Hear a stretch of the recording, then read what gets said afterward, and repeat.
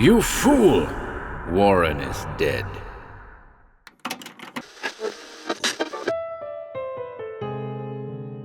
Welcome to HorrorBabble.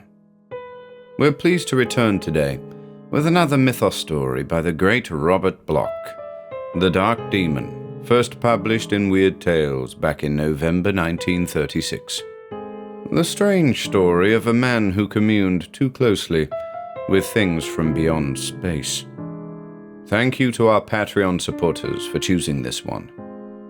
And without further ado,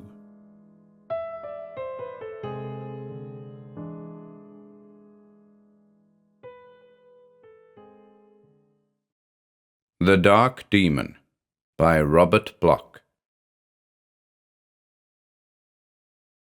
It has never been put on paper before, the true story of Edgar Gordon's death. As a matter of fact, nobody but myself knows that he is dead, for people have gradually forgotten about the strange dark genius whose eldritch tales were once so popular among fantasy lovers everywhere. Perhaps it was his later work which so alienated the public, the nightmare hints and outlandish fancies of his final books. Many people branded the extravagantly worded tomes as the work of a madman, and even his correspondents refused to comment on some of the unpublished stuff he sent them. Then, too, his furtive and eccentric private life was not wholesomely regarded by those who knew him in the days of his early success. Whatever the cause, he and his writings have been doomed to oblivion by a world which always ignores what it cannot quite understand. Now, everyone who does remember thinks that Gordon has merely disappeared. That is good, in view of the peculiar way in which he died, but I have decided to tell the truth. You see, I knew Gordon very well. I was, truthfully, the last of all his friends, and I was there at the end.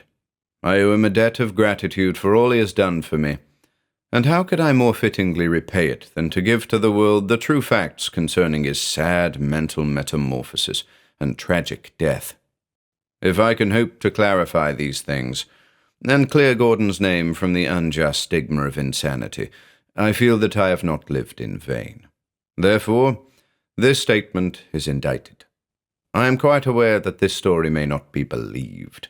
There are certain, shall we say, sensational aspects which have caused me to debate the step I am taking in laying his case before the public. But I have a debt to repay, a tribute, rather, to the genius that once was Edgar Henquist Gordon.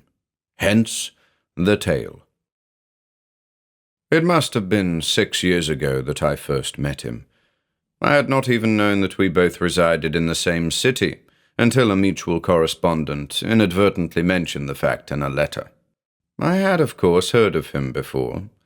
Being a hopeful and at times hopeless amateur writer myself, I was enormously influenced and impressed by his work in the various magazines catering to the fantastic literature I loved.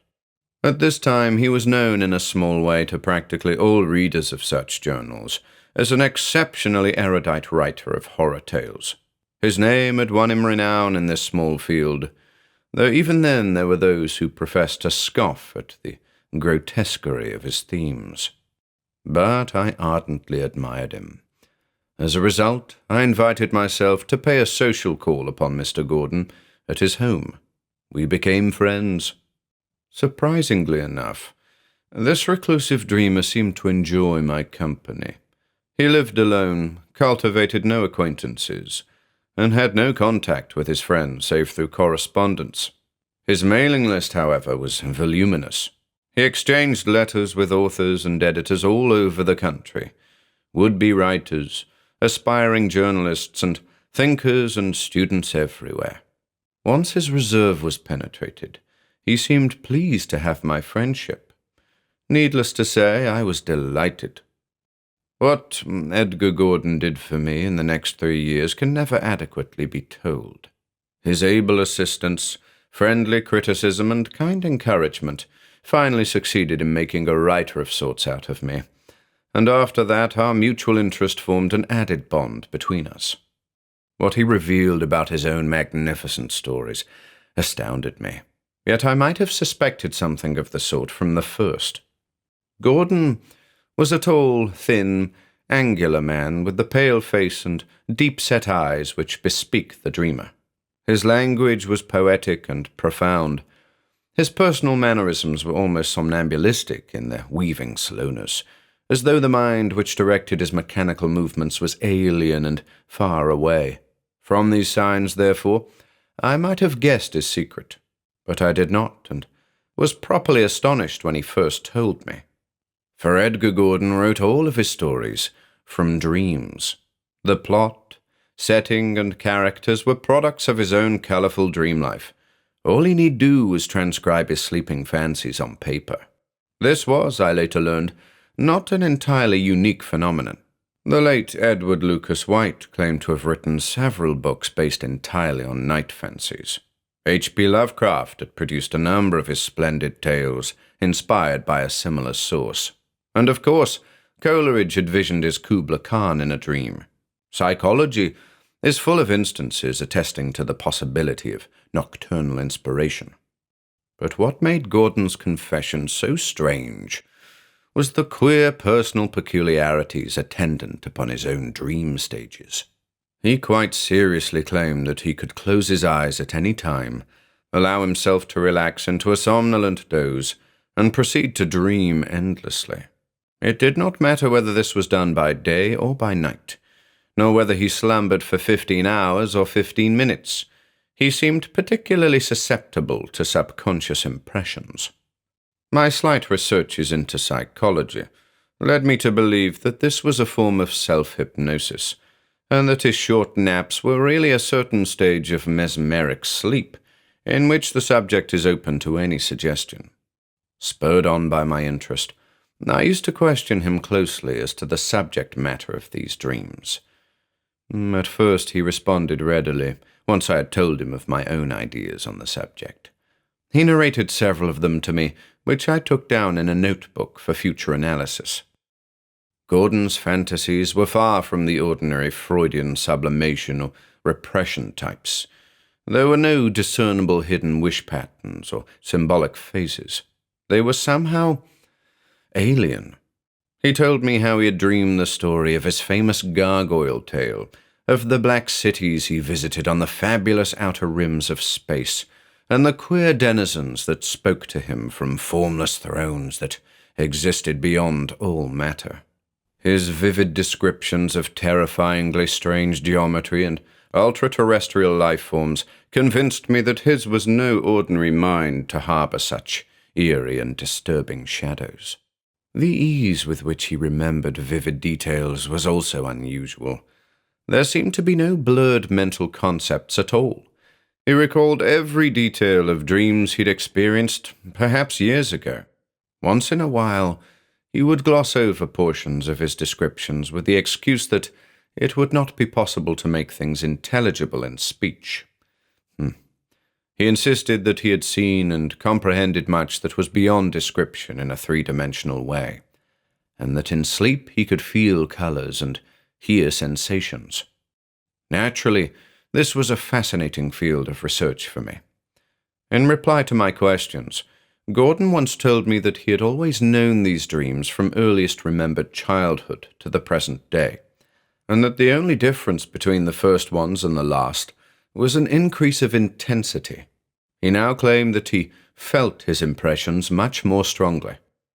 The locale of the dreams was curiously fixed.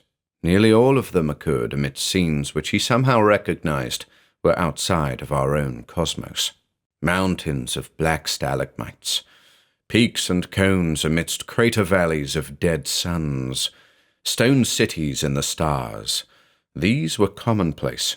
Sometimes he walked or flew, shambled or moved in unnameable ways with the indescribable races of other planets. Monsters he could and would describe, but there were certain intelligences which existed only in a gaseous, nebulous state, and still others which were merely the embodiment of an inconceivable force.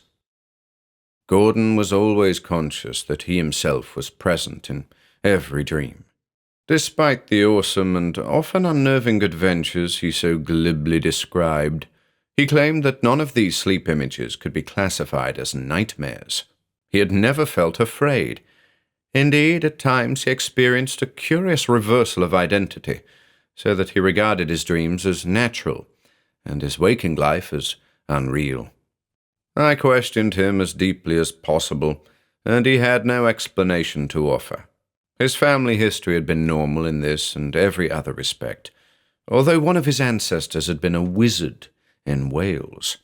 He himself was not a superstitious man, but he was forced to admit that certain of his dreams coincided curiously with descriptive passages in such books as the Necronomicon, The Mysteries of the Worm, and the Book of Ibon. But he'd experienced similar dreams long before his mind prompted him to read the obscure volumes mentioned above. He was confident that he had seen Azathoth and Yuggoth prior to the time he knew of their half-mythic existence in the legendary lore of ancient days. He was able to describe Nyarlathotep and Yog-Sothoth from what he claimed to be actual dream contact with these allegorical entities. I was profoundly impressed by these statements, and finally was forced to admit that I had no logical explanation to offer. He himself took the matter so seriously that I never tried to humor or ridicule him out of his notions. Indeed, every time he wrote a new story, I asked him quite seriously about the dream which had inspired it, and for several years he told me such things at our weekly meetings. But it was about this time that he entered into that phase of writing which brought him into general disfavor. The magazines which catered to his work began to refuse some of the manuscripts as too horrible and revolting for popular taste. His first published book, Night Gaunt, was a failure due to the morbidity of its theme. I sensed a subtle change in his style and subject. No longer did he adhere to conventional plot motivation. He began to tell his stories in first person, but the narrator was not a human being. His choice of words clearly indicated hyperesthesia. In reply to my remonstrances on introducing non-human ideas, he argued that a real weird tale must be told from the viewpoint of the monster or entity itself. This was not a new theory to me, but I did object to the shockingly morbid note which his stories now emphasized. Then, too, his non-human characters were not conventional ghouls, werewolves, or vampires. Instead, he presented queer demons, star-spawned creatures, and even wrote a tale about a disembodied intelligence that he called the Principle of Evil. This stuff was not only metaphysical and obscure, it was also insane to any normal concept of thought, and the ideas and theories he expounded were becoming absolutely blasphemous. Consider his opening statement in The Soul of Chaos. This world is but a tiny island in the dark sea of infinity, and there are horrors swirling all around us. Around us? Rather let us say amongst us. I know, for I have seen them in my dreams, and there are more things in this world than sanity can ever see. The Soul of Chaos, by the way, was the first of his 4 privately printed books. By this time, he had lost all contact with the regular publishers and magazines. He dropped most of his correspondence, too, and concentrated on a few eccentric thinkers in the Orient. His attitude toward me was changing, too. No longer did he expound his dreams to me or outline theories of plot and style. I didn't visit him very often anymore, and he rejected my overtures with unmistakable brusqueness. I thought it just as well, in view of the last few sessions we had together. For one thing, I didn't like some of the new books in his library. Occultism is all right for a study, but the nightmare arcana of cult de ghouls and the demonolorum are not conducive to a healthy state of mind. Then, too, his last private manuscripts were almost too wild. I was not so favorably impressed at the earnestness with which he treated certain cryptic lore. Some of his ideas were much too strong. In another century, he would have been persecuted for sorcery if he dared express half the beliefs contained in these writings. There were other factors which somehow made me half glad to avoid the man. Always a quiet recluse by choice, his hermit-like tendencies seemed visibly accentuated. He never went out any more, he told me, not even walking in the yard. Food and other necessities he had delivered weekly to the door. In the evening he allowed no light but a small lamp within the parlour study. All he volunteered about this rigid routine was non-committal. He said that he spent all his time in sleeping and writing. He was thinner, paler, and moved with a more mystic dreaminess of manner than ever before. I thought of drugs. He looked like a typical addict, but his eyes were not the feverish globes of fire which characterized the hashish eater, and opium had not wasted his physique. Then I suspected insanity myself, his detached manner of speech, and his suspicious refusal to enter deeply into any subject of conversation might be due to some nervous disorder. He was by nature susceptible to certain schizoid characteristics. Perhaps he was deranged. Certainly what he said at the last about his recent dreams tended to substantiate my theory. I'll never forget that final discussion of dreams as long as I live, for reasons soon to be apparent. He told me about his last stories with a certain reluctance. Yes, they were dream-inspired, like the rest.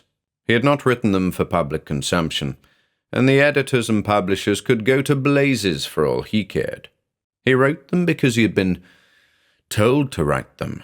Yes, told to. By the creature in his dreams, of course. He did not care to speak about it, but since I was a friend, I urged him. Now I wish I hadn't. Perhaps I could have been spared the knowledge that follows. Edgar Henquist Gordon, sitting there in the wan lunar light of the moon, sitting at the wide window with eyes that equaled the leprous moonlight in the dreadful intensity of their pallid glow. I know about my dreams now. I was chosen from the first to be the Messiah, the messenger of his word. No, I'm not going religious. I'm not speaking of a god in the ordinary sense of the word men use to designate any power they cannot understand. I speak of the Dark One. You've read about him in those books I showed you. The demon messenger, they call him. But that's all allegorical. He isn't evil, because there is no such thing as evil. He is merely alien, and I am to be his messenger on earth. Don't fidget so. I'm not mad. You've heard about it all before, how the elder peoples worshipped forces that once were manifested physically on earth, like the Dark One that has chosen me. The legends are silly, of course. He isn't a destroyer, merely a superior intelligence who wishes to gain mental rapport with human minds, so as to enable certain exchanges between humanity and those beyond. He speaks to me in dreams. He told me to write my books and distribute them to those who know. When the right time comes, we shall band together and unfold some of the secrets of the cosmos at which men have only guessed or even sensed in dreams. That's why I've always dreamed. I was chosen to learn. That is why my dreams have shown me such things, Yuggoth and all the rest. Now I am being prepared for my apostleship. I can't tell you much more. I must write and sleep a great deal nowadays, so that I can learn faster.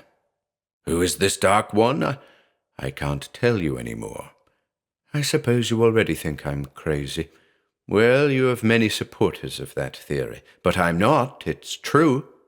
You remember all I've told you about my dreams, how they kept growing in intensity? Well enough. Several months ago, I had some different dream sequences. I was in the dark. Not the ordinary dark, you know, but the absolute dark beyond space. It isn't describable in three-dimensional concepts or thought patterns at all. the darkness has a sound and a rhythm akin to breathing, because it is alive. I was merely a bodiless mind there when I saw him. He came out of the dark and communicated with me, not by words. I'm thankful that my previous dreams had been so arranged as to inure me against visual horror. Otherwise, I should never have been able to stand the sight of him. You see, he is not like humans, and the shape he chose to wear is pretty awful. But once you understand, you can realize that the shape is just as allegorical as the legends ignorant men have fostered about him and the others. He looks something like a medieval conception of the demon Asmodeus, black all over and furry, with a snout like a hog, green eyes, and the claws and fangs of a wild beast. I was not frightened after he communicated, though. You see, he wears that shape merely because foolish people in olden days believed that he looked that way. Mass belief has a curious influence on intangible forces, you understand. And men thinking such forces evil have made them assume the aspect of evilness. But he means no harm. I wish I could repeat some of the things he has told me. Yes, I've seen him every night since then, but I promise to reveal nothing until the day is ready. Now that I understand, I am no longer interested in writing for the hood. I'm afraid humanity doesn't mean anything to me since I have learned those steps which lie beyond, and how to achieve them. You can go away and laugh at me all you like.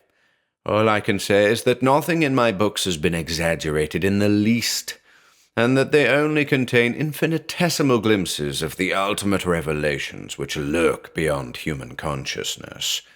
But when the day he is appointed shall arrive, then the whole world will learn the truth.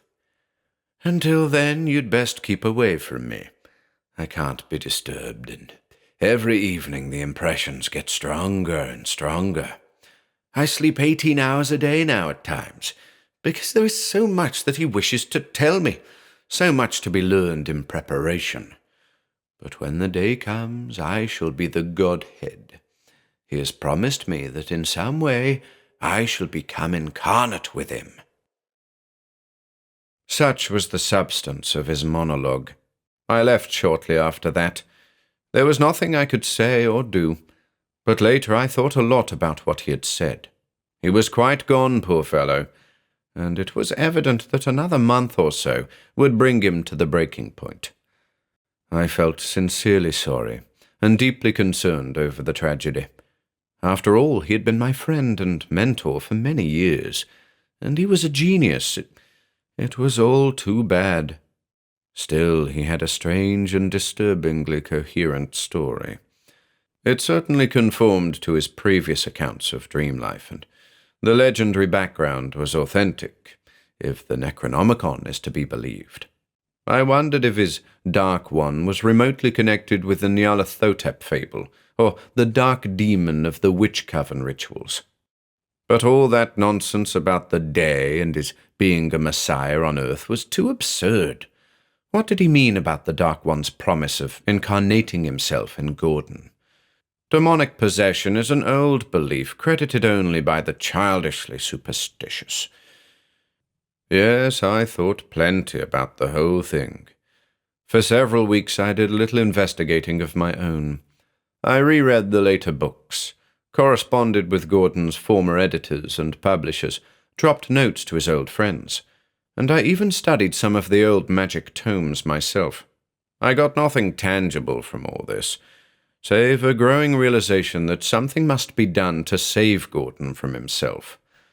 I was terribly afraid for the man's mind, and I knew that I must act quickly. So, one night, about 3 weeks after our final meeting, I left the house and started to walk to his home. I intended to plead with him, if possible, to go away, or at least insist that he submit to a medical examination. Why I pocketed the revolver I cannot say. Some inner instinct warned me that I might meet with a violent response. At any rate, I had the gun in my coat, and I gripped the butt firmly in one hand, as I threaded some of the darker streets that led to his old dwelling on Cedar Street. It was a moonless night, with ominous hints of a thunderstorm in the offing. The little wind that warns of approaching rain was already sighing in the dark trees overhead, and streaks of lightning occasionally flared in the west. My mind was a chaotic jumble of apprehension, anxiety, determination, and a lurking bewilderment. I did not even formulate what I was going to do or say once I saw Gordon. I kept wondering what had happened to him in the last few weeks, whether the day he spoke of was approaching at last. Tonight was May Eve. The house was dark. I rang and rang, but there was no response. The door opened under the impact of my shoulder. The noise of splintering wood was drowned out by the first peal of thunder overhead. I walked down the hall to the study. Everything was dark. I opened the study door. There was a man sleeping on the couch by the window. It was undoubtedly Edgar Gordon. What was he dreaming about? Had he met the Dark One again in his dreams? The Dark One, looking like Asmodeus, black all over and furry, with green eyes, hog snout, and the claws and fangs of some wild beast. The Dark One who told him about the day when Gordon should become incarnate with him? Was he dreaming about this on May Eve? Edgar Henquist Gordon, sleeping a strange sleep on the couch by the window. I reached for the light switch, but a sudden flash of lightning forestalled me. It lasted only a second, but it was brilliant enough to illuminate the entire room. I saw the walls, the furniture, the terrible scribbled manuscripts on the table. Then I fired 3 revolver shots before the final flicker died away. There was a single eldritch scream that was mercifully drowned in a new burst of thunder. I screamed myself. I never turned on the light, but only gathered up the papers on the table and ran out into the rain. On the way home, rain mingled with teardrops on my face, and I echoed each new roar of thunder with a sob of deathly fear. I could not endure the lightning, though, and shielded my eyes as I ran blindly to the safety of my own rooms. There I burnt the papers I had brought without reading them. I had no need of that, for there was nothing more to know. That was weeks ago. When Gordon's house was entered at last, no body was found, only an empty suit of clothes that looked as though it had been tossed carelessly on the couch.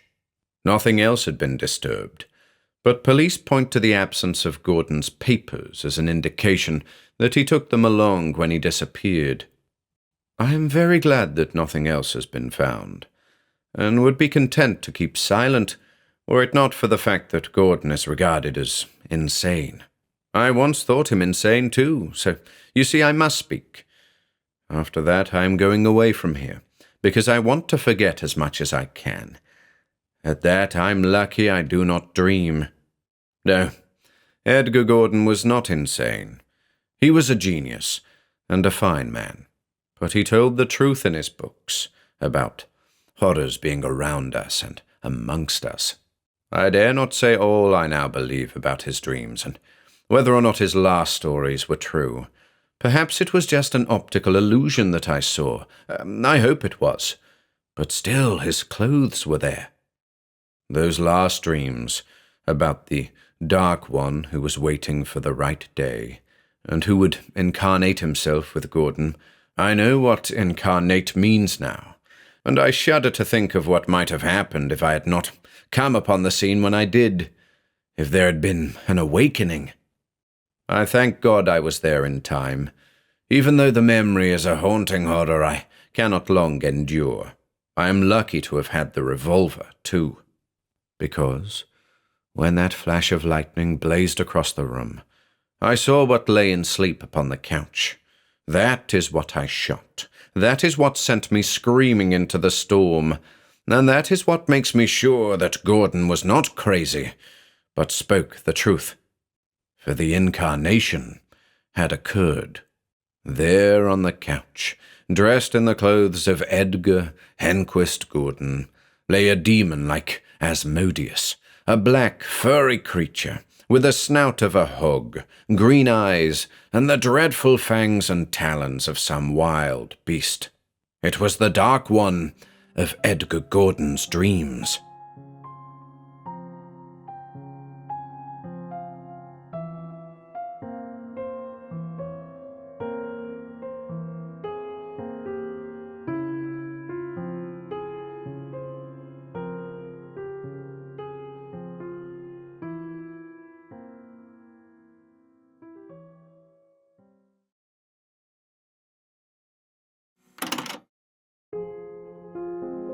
If you enjoyed listening today, be sure to subscribe to the channel by hitting the red subscribe button below.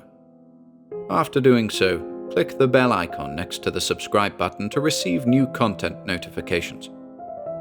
If you'd like to support our work and receive exclusive perks, consider becoming a channel member by clicking the join button below.